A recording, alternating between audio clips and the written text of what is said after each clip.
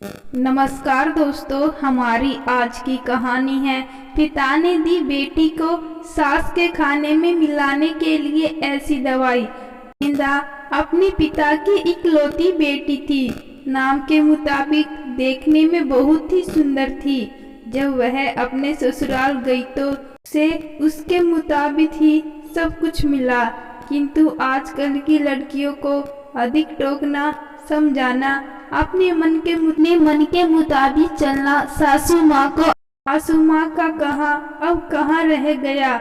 इस कहानी के मुताबिक सुनेदा की सास सुनेदा को हमेशा समझाती, बहू ऐसा करो, ऐसा ना करो। नई नवेली बहू को थोड़े ही दिनों में अपनी सासू माँ से पैदा होने लगी। इस प्रकार यह सिलसिला आगे की ओर बढ़ता गया। एक दिन सुनेदा के घर कुछ मेहमान आने वाले थे। सासू माँ बोली, आज कुछ अच्छे अच्छे व्यंजन बनाओ और मेहमानों के लिए चाय नाश्ता का इंतजाम भी अच्छी तरह से होना चाहिए। बस अब क्या था, इतना ही सुनते ही सुनेदा गुस्से से लाल हो गई। उसने जल बुनकर उस दिन तो काम कर दिया, लेकिन उस दिन के बाद सुनेदा ने चाल चलना शुरू। सास जैसा कहती ठीक उसके विपरीत करती थी। सास ने भी पुरानी कहावत के मुताबिक बहू को उसके माता पिता को गाली देना, उसे कोसना और बड़बड़ाना शुरू कर दिया। दोनों सास बहू में आनाकानी हमेशा चलती रहती थी। एक दिन सुनेदा अपने पिता के घर रोती पिटती पहुंच गई। वह अपने पिता से बोली, पिताजी आप तो डॉक्टर हो, मुझे कुछ ऐसी दवा दीजिए जिसे खिलाकर वह बुढ़िया गूंगी हो जाए, क्योंकि वह मुझे गंदी गंदी गालियां देती है। पर पिताजी कुछ सोचते हुए बोले, बेटी मेरे पास एक ऐसी दवा है, लेकिन यह कड़वी है, वो आसानी से नहीं खाएगी, इसलिए मैंने एक युक्ति सोची है। तुम हर रोज 1 महीने तक यह दवा अपनी सास को खाने में मिलाकर खिलाती रहना। ठीक 1 महीने में वह पूरी तरह गूंगी हो जाएगी। हाँ, यह दवा थोड़ा कड़वा है, इसलिए तुम खाना प्यार से खिलाना कि उसे पता ना चल सके। दवा लेकर सुनेदा खुशी खुशी अपने घर आई और पिता के कहे मुताबिक अपना काम शुरू कर दिया। सास कुछ भी कहती उसे वह मानती और उलटकर जवाब भी नहीं देती, क्योंकि वह जानती थी कि बुढ़िया तो अब महीने भर में गूंगी होने वाली है। बोल ले जितना बोलना है, उसके बाद वह चैन से रहेगी।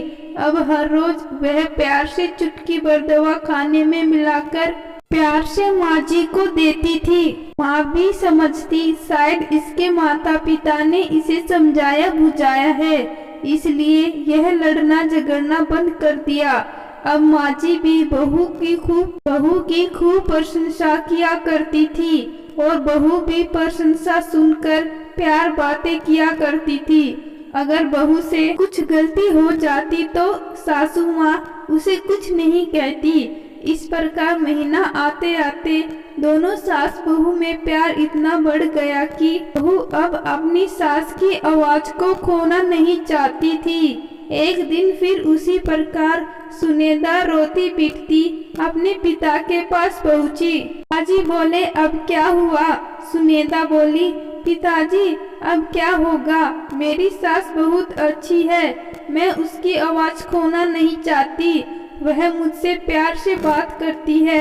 अब मुझे कोई ऐसी दवा दीजिए जो कि मेरी माँ जी को दिया काट सके और वह गूंगी ना हो पाए। इस पर पिताजी हंसते हुए बोले, बेटी तुम रोना धोना बंद करो, खुशी से रहो। जो दवा मैंने तुम्हें दिया वह कोई दवाई नहीं थी, वह रिश्तों में घुली कड़वाहट उतरने की तरकीब थी। अगर ऐसा नहीं किया होता तो तुम शायद आज नहीं सुधरी होती। बेटी इसी प्रकार यदि तुम अपनी सास के साथ अच्छे से रहोगी तो वह भी तुम्हें अपनी बेटी के समान प्यार करेगी।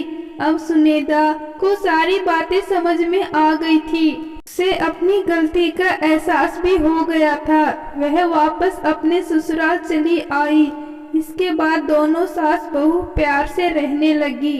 उनके बीच स्नेह और अपनापन का भाव आ गया और घर खुशियों से भर गया। आशा है कि ये कहानी आपके दिल को छू गई होगी। यह एक सच्चाई है, अगर बहू अपनी सास का प्यार पाना चाहती है तो उसे भी अपनी सास को स्नेह देना होगा। जिस घर में सास बहू में स्नेह होता है वहाँ हमेशा खुशियाँ ही आती हैं। तो दोस्तों, आज की कहानी आपको कैसी लगी कमेंट बॉक्स में जरूर बताना। धन्यवाद।